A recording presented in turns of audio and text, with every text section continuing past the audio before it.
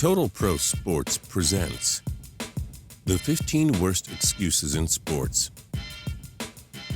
One of the first things young athletes are taught is sportsmanship. Win or lose, go out there and play. Just have fun and be respectful of your opponents. Well, some athletes just can't do that. They have to make excuses if they lose, get caught cheating, or simply mess up. Here are the 15 worst excuses in the history of sports. Number 15, Alex Rodriguez. As a member of the New York Yankees, Alex Rodriguez made an excuse that deserved 3 strikeouts. When a teammate hit an easy pop-up to Toronto Blue Jays third baseman Howie Clark, A-Rod screamed and Clark let the ball drop. He said he heard someone scream, "Mine," and thought his teammate would catch it. But according to A-Rod, all he said was, "Ha!" Yeah, okay, buddy. Number 14, working hard or hardly working. NFL linebacker Brian Cushing is one of the toughest and most intimidating players out there. But don't ask him why he had a positive drug test result. Apparently he failed it because he suffered from overtrained athlete syndrome. Dear Mr. Cushing, all pro athletes work out excessively. No one else uses this excuse, but many get caught cheating. Nice try. Number 13, referees. We'll just throw this out there. Every fan, athlete, coach, and anyone else on the losing end likes to blame the refs for losing. We've seen it a million times, and yes, officials sometimes screw up. But it's not their job for you to outscore your opponent. Let's move on from that pathetic excuse. Number 12, Richard Gasquet. The French tennis superstar may be one of the most decorated athletes in the industry, but his excuses are just awful. After being busted in 2009 for having cocaine in his system, Gasquet claimed it was from kissing a girl at a nightclub who took cocaine. I'm guessing pigs fly too, Mr. Gasquet. Number 11, Vinny Testaverde. Testaverde accomplished a lot as an NFL quarterback, but he threw a major interception when it came to making excuses. In his rookie year, Testaverde tossed 35 interceptions, but he allegedly claimed it was from color blindness. Considering he got to the NFL in the first place and improved his numbers as his career progressed, this was one giant lie. Number 10, Jeff Kent. A 5-time All-Star and 2000 NL MVP, MLB superstar Jeff Kent had quite an accomplished career in the big leagues. But his excuses were in error. After breaking his wrist from having too much fun by pulling off wheelies on a motorcycle, Kent said he suffered the injury after washing his car. Maybe don't use such a heavy brush. Oh, who are we kidding? That excuse is hilarious. Number 9, Jameis Winston. The first overall pick of the 2015 NFL Draft had a lot of growing up to do. In college, he was busted for stealing crab legs from a supermarket.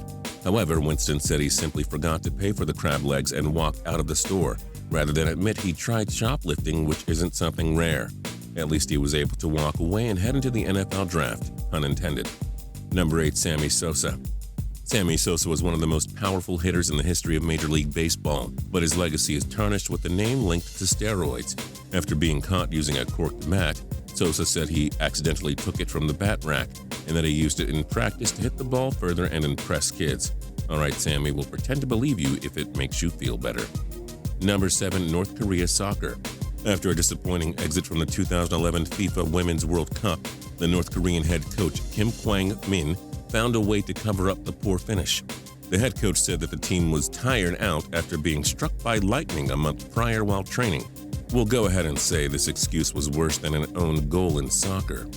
Number 6, Michael Vick. One of the more exciting NFL quarterbacks of his time, Vick's legacy is damaged completely from his dogfighting scandal. That wasn't the only time he got into trouble with the law. While preparing to get onto a flight, Vick's water bottle was confiscated after officials detected a marijuana-type odor in it. Vick claimed he used the bottle to store his jewelry. Lying, offense. Number 7. That's a 10-yard penalty for a bad excuse. Number 5, Roger Clemens.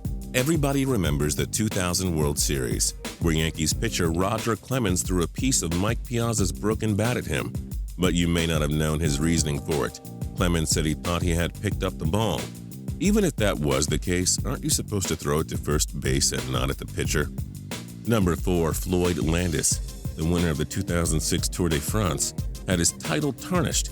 Landis tested positive for doping after testosterone and epitestosterone were found in his system, and he was stripped of the victory.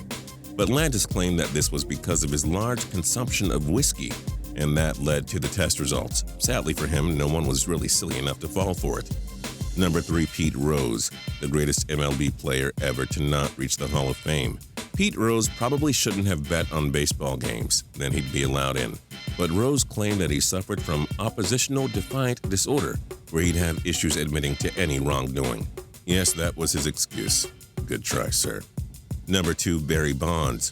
The MLB's all-time home run leader has had his career linked to steroids, and there's really no doubt that he did it. Only Bonds thinks it wasn't his fault.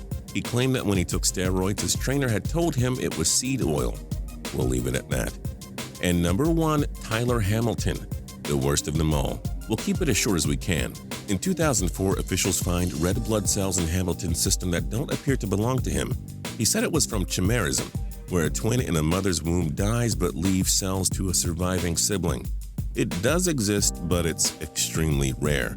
The excuse is awful because he was found guilty of doping and even admitted to cheating in his career later on. What's the worst sports excuse you've heard? If you enjoyed this video, please click like. If you didn't subscribe, now's a good time to do so. We upload 7 videos a week. As always, we thank you so much for watching.